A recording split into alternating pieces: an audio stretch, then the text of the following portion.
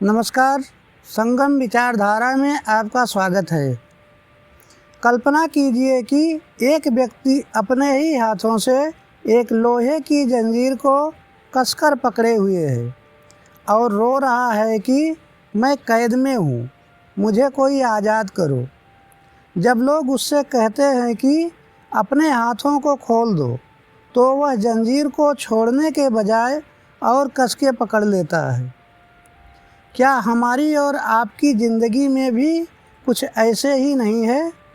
हम जिसे दुखों का बंधन कहते हैं, क्या उसमें हमें किसी बाहरी इंसान या परिस्थिति ने बांध रखा है, या हमारे अपने ही मन ने हमें जकड़ रखा है?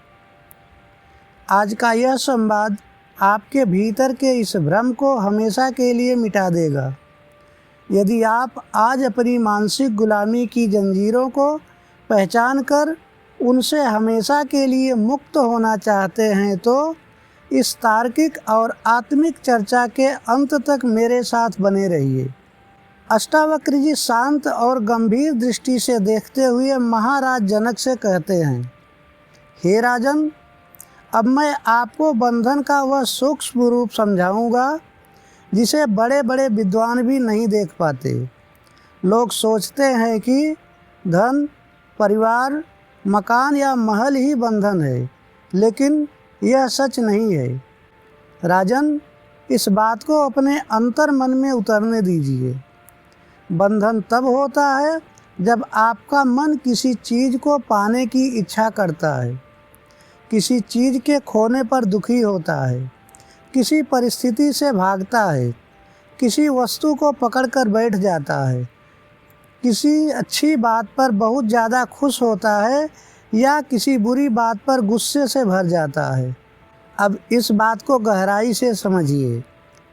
राजन, मनुष्य का मन एक ऐसे तराजू की तरह है जो कभी थमता नहीं है।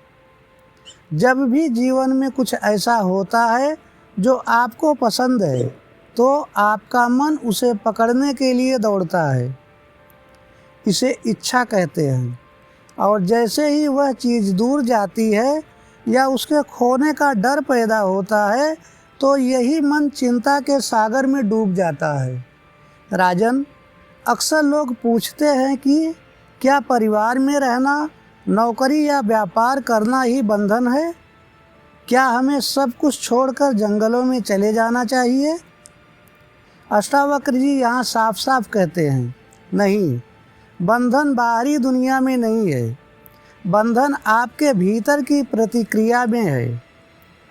इसे एक उदाहरण से समझिए। दो व्यक्ति एक ही बगीचे में जाते हैं। वहाँ एक बहुत ही सुंदर खुशबूदार गुलाब का फूल खिला है।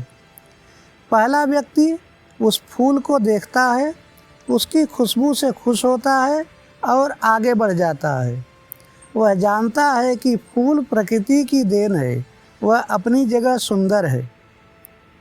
दूसरा व्यक्ति उस फूल को देखता है, उस पर मोहित हो जाता है और सोचने लगता है कि यह फूल कितना सुंदर है, मैं इसे तोड़कर अपने घर ले जाऊंगा, यह सिर्फ मेरा होना चाहिए। वह फूल तोड़कर घर ले जाता है।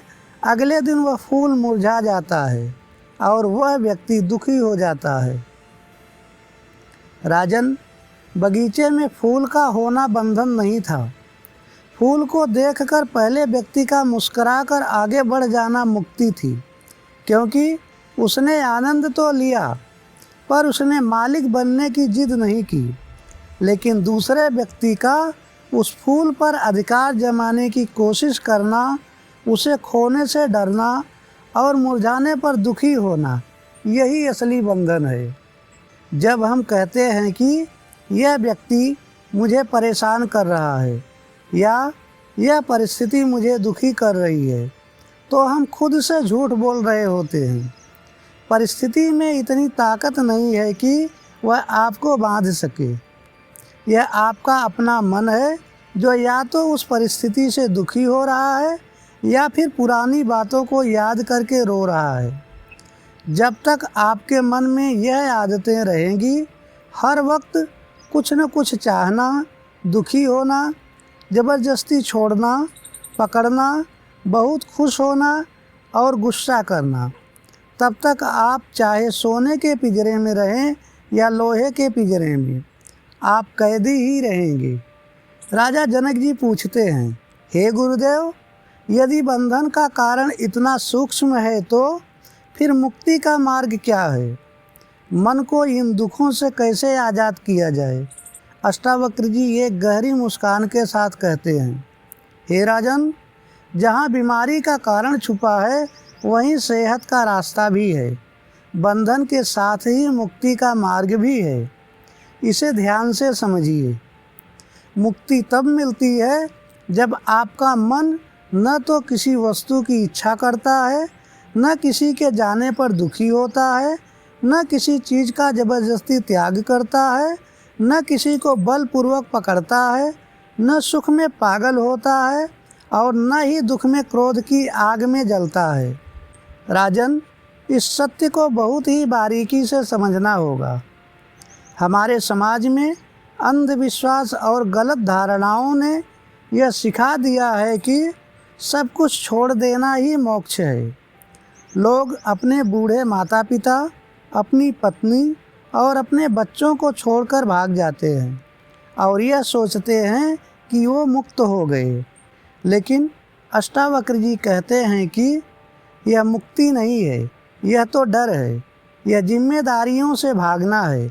यदि आपके भीतर किसी चीज़ को छोड़ने की जिद है या नफ़रत है तो इसका मतलब है कि वह चीज़ अभी भी आपके दिमाग पर हावी है। इसे एक उदाहरण से समझिए। एक साधु थे जिन्होंने अपना घर बार छोड़ दिया था और केवल एक लकड़ी का कमंडल अपने पास रखते थे। एक दिन एक राजा उनके दर्शन करने आए। राजा ने देखा कि साधु बार बार अपने कमंडल को देख रहे हैं, कहीं कोई कमंडल चुरा न ले। तभी वहाँ एक कुत्ता आया, उसने कमंडल को जूठा कर दिया।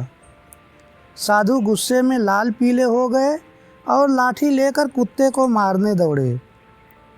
राजा हंस पड़ा और उसने कहा, हे मुनिवर, मैंने तो अपना पूरा राज्य छोड़ दिया, करोड़ों का खजाना छोड़ दिया, फिर भी मेरे मन में उसके प्रति कोई गुस्सा या मोह नहीं है।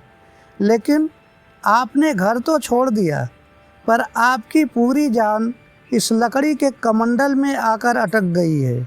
हे राजन, मुक्ति का मतलब चीज़ों का न होना नहीं है, बल्कि चीज़ों के प्रति मोह का न होना है।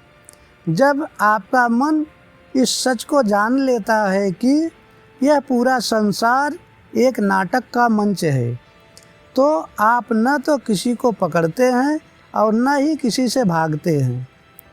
सच्चा ज्ञानी वह नहीं है जो उदास होकर बैठ जाए। ज्ञानी संसार के सारे काम करता है, वह भोजन का स्वाद भी लेता है, वह परिवार का पालन भी करता है, वह काम धंधा भी संभालता है, लेकिन उसके भीतर एक गहरा ठहराव होता है। यदि आज काम में बड़ा मुनाफा हो जाए तो वह अहंकार में पागल होकर नाचने नहीं लगता, और यदि कल को सब कुछ खत्म हो जाए तो भी वह रोने नहीं बैठता, क्योंकि वह जानता है कि लहर उठी थी और अब लहर शांत हो गई। लेकिन मैं तो वही महासागर हूँ जो कल था और आज भी हूँ। जनक जी पूछते हैं, हे गुरुदेव, मन की यह पकड़ इतनी मजबूत क्यों है? यह बार बार क्यों किसी न किसी विचार, किसी न किसी बात या किसी न किसी दृश्य में जाकर उलझ जाता है? इससे पूरी तरह बाहर निकलने का उपाय क्या है? अष्टावक्र जी गंभीरता से जवाब देते हैं, हे राजन, इस पकड़ का सबसे बड़ा कारण है अपनी सोच या दृष्टिकोण को ही एकमात्र सच मान लेना। इस बात को गहराई से समझिए। जब तक आपका मन किसी भी एक विचारधारा, एक मत या अपनी ही बनाई हुई धारणा में अड़ा रहता है, तब तक बंधन है। और जैसे ही आपका मन अपनी हठ को छोड़कर एकदम से शांत हो जाता है, उसी क्षण मुक्ति का जन्म होता है। हे राजन, अब इस बात को बहुत ध्यान से सुनिए। मनुष्य केवल धन या वासना से ही नहीं बंधता, बल्कि वह अपने विचारों से भी बंध जाता है। समाज में लोग अपनी अपनी सोच, संप्रदायों, जातियों और पुरानी रूढ़ियों की जंजीरों में जकड़े हुए हैं। कोई कहता है मेरा ही तरीका सही है, कोई कहता है मेरी बात ही एकमात्र सच है। यह जो विचार की पकड़ है, यह भी बहुत ही बड़ा बंधन है। अज्ञानी व्यक्ति अपनी ही सोच का गुलाम बन जाता है। वह सच को नहीं देखना चाहता, वह केवल खुद को सही साबित करना चाहता है। इस चर्चा को एक उदाहरण से समझिए। एक गांव में 5 अंधे लोग थे। उनके सामने एक हाथी लाया गया। उन्होंने हाथी को छूकर समझने की कोशिश की कि हाथी कैसा होता है। जिसने हाथी के पैर को छुआ, उसने कहा हाथी एक खंभे जैसा होता है। जिसने पूँछ को छुआ, उसने कहा हाथी एक रस्सी के जैसा होता है। जिसने कान को छुआ, उसने कहा हाथी एक बड़े सूप के जैसा होता है। वे पांचों अपनी अपनी बात को लेकर आपस में लड़ने लगे। हर कोई अपनी बात पर अड़ा था और एक दूसरे को गलत समझ रहा था। तभी वहाँ पर एक ज्ञानी व्यक्ति आया और उसने कहा, तुम पांचों अपनी अपनी जगह सही हो, लेकिन तुम लोग केवल हाथी के एक एक हिस्से को ही समझ पा रहे हो, लेकिन पूरा हाथी इन सबको मिलाकर बनता है और बहुत बड़ा होता है। राजन, यह संसार भी वैसा ही है।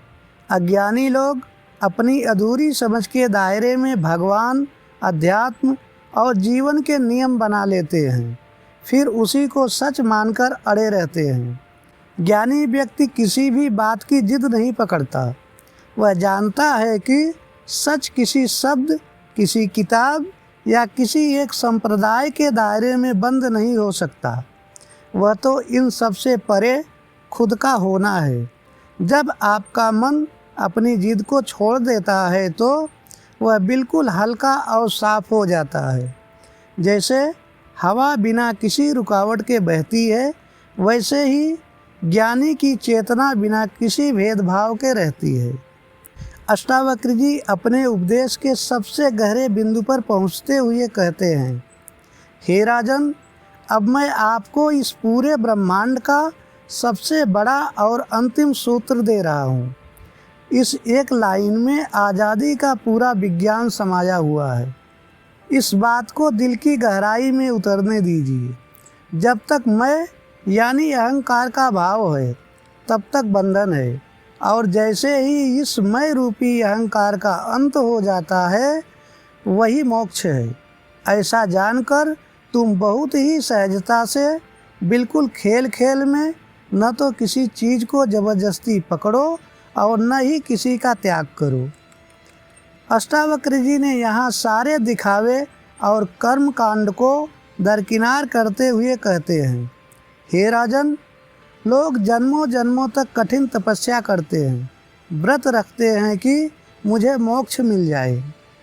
हे राजन, जब तक तुम्हारे भीतर की यह भावना है कि मुझे मुक्ति चाहिए, तब तक यह मुझे या मैं रूपी अहंकार ही तुम्हारे रास्ते की सबसे बड़ी रुकावट है। मुक्ति कोई ऐसी जगह नहीं है जहाँ इंसान मरने के बाद जाता है। मुक्ति तो इसी क्षण, इसी वक्त आपके पास है। बस यह मैं रूपी अहंकार शांत हो जाए। बंधन क्या है? मैं राजा हूँ, यह बंधन है। मैं बहुत ज्ञानी हूँ, यह भी बंधन है। यह सब अहंकार के ही अलग अलग रूप हैं। एक बहुत ही सुंदर सा उदाहरण देखिए। नमक की एक छोटी सी गुड़िया थी। उसने सुना था कि महासागर बहुत ही विशाल और सुंदर है। उसके मन में भी महासागर को देखने और उसकी गहराई नापने की इच्छा हुई। वह चलते चलते सागर के किनारे पहुंची। उसने सागर से पूछा, तुम्हारी गहराई कितनी है? सागर ने हंसकर जवाब दिया, यदि मेरी गहराई जानना चाहती हो तो मेरे भीतर आ जाओ। नमक की गुड़िया जैसे ही महासागर के पानी में उतरी, वह धीरे धीरे गलने लगी। जब वह आधी गल चुकी थी तब उसने सोचा, अरे मैं तो मिट रही हूँ। लेकिन जैसे ही वह पूरी तरह गल गई, वह खुद भी महासागर बन गई। अब वह वापस आकर यह बताने के लिए नहीं बची कि सागर की गहराई कितनी है, क्योंकि अब वह खुद सागर बन चुकी थी।